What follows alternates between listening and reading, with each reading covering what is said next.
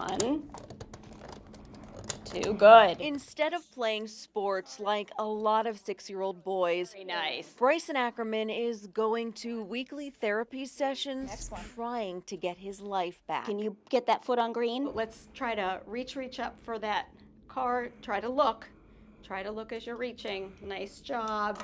The South Fayette first grader used to be very active, but everything changed on October 15th of last year when Bryson was diagnosed with acute flaccid myelitis, or AFM. Right. Bryson's mom, Jill, vividly remembers the day he started to feel sick. We went out to dinner that night, he was fine, and then the middle of the night, Saturday into Sunday, he was up vomiting. Just once that night. The following day, he just laid around on the couch all day. He didn't really want to do anything. AFM hit Bryson hard.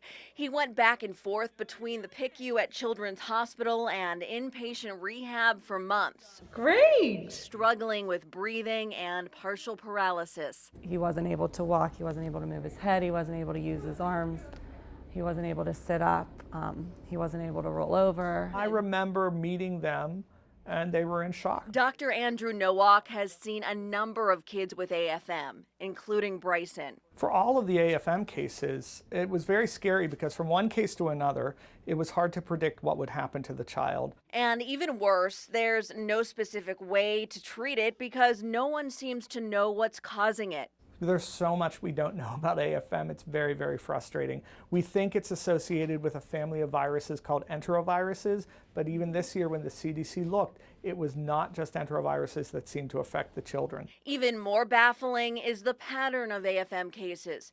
It's popped up in waves over the last 5 years, last year being the worst, with more than 200 confirmed cases in 40 states. Here you go, right back over. Take your time. That's it. Be careful. A little bit higher. Good. Step down. Bryson finally came home a few weeks ago, but the work is not over.